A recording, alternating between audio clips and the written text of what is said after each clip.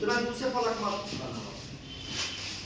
देखिए आज हम लोगों के लिए पुनः काफी दुख भरा क्षण है। उच्च विद्यालय मधुबन के इतिहास में यह एक अध्याय फिर जुड़ रहा है कि आज हमारे दो शिक्षक ट्रांसफर होकर के जा रहे हैं, जिसमें खुद प्रभारी मोहम्मद सोहेल साहब जो लगभग 2 दशक तक उच्च विद्यालय मधुबन में अपना सेवा दिए।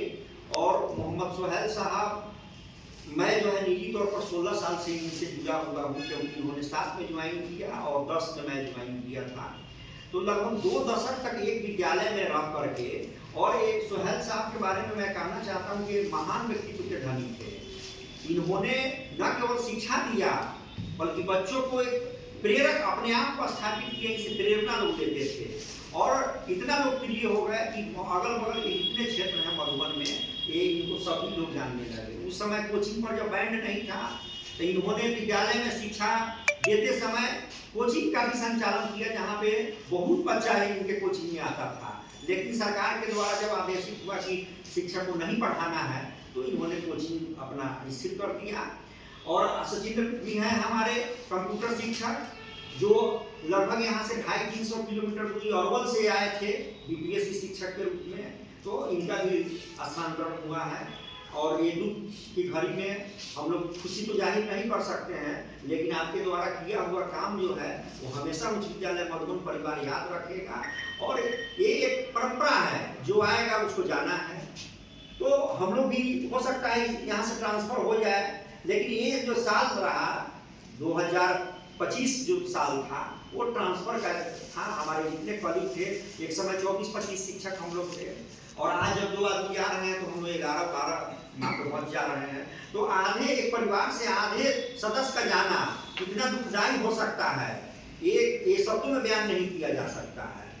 तो और सोहेल साहब को मैं निजी तौर पर ये कहना चाहता हूँ कि ये एक साथ रहने पर आप पेपर में देखते होंगे कि हमेशा विवाद होता है, हमेशा आपस में लोग झगड़ते हैं, लेकिन मैं एक ग्रांटर के रूप में इन्होंने कभी किसी से कोई झगड़ा हुआ ही नहीं। ऐसा व्यक्ति मैं अपने जीवन में नहीं देखा हूँ जिसका किसी से कोई बातें नहीं हुआ हो। 16 साल से मैं देख रहा हूँ, कभी किसी से इनको थोड़ा हॉट टॉक भी नहीं हुआ।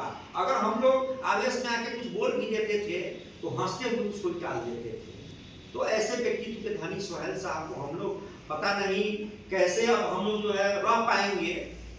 और सचिंद्र जी जो है 23 में आए थे, और 23 में आने पर इनसे हम लोगों ने ये सीखा कि अपने काम के प्रति, जैसे अर्जुन अपने लक्ष्य को जो है साधते थे और अपने लक्ष्य को देखते थे, तो ये हमेशा अपने कंप्यूटर पर बैठ करके पूरा स्कूल का डाटा भाग टोटल इनके हाथों का पता नहीं। अब राजकुमार जी संचालन कराते हैं विद्यालय का, कैसे करेंगे।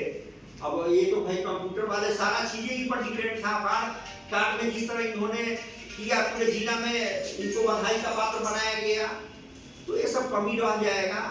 और 2026 आ गया और संजोग देखिए कि इन लोगों का ऐसा लक्षण है, शुभ लक्षण है कि खरमास बाद इनका जो है ट्रांसफर आ रहा है। खरमास ये था कि कभी भी आ सकता है। आज दही चूड़ा का भोज हम लोग खा लिए, 14-15 को हम लोग मनाए हैं, 2 दिन था। तो खरमास उतर के शुभ दिन पर जा रहे हैं। हम लोग आशा करते हैं कि अब जहाँ भी जाए वहाँ पर तो खैर अब हम लोग का एक रत्न जा रहा है, तो कहीं ना कहीं आप रत्न के रूप में उस विद्यालय में रहिएगा। तो अभी हमारे सामने में वहाँ के प्रिंसिपल से सर बात किए, संत माइकल स्कूल के प्रिंसिपल ना है वहाँ। संत माइकल हाजीपुर का बहुत टॉपर स्कूल है, जो इंग्लिश CBSE स्कूल है। तो ये बोले होंगे कि मैं गया तो इंग्लिश में टॉप कर रहे थे। तो इनसे भी बात हुई तो वो इंग्लिश में, वो भी जानकार लोग है, संत माइकल का प्रोडक्ट है, तो सब भी इंग्लिश में टॉप कर रहे थे। तो सर 4-5 भाषा का अगर भोजपुरी जोड़ दिया जाए तो हिंदी इंग्लिश तो है ही, उर्दू।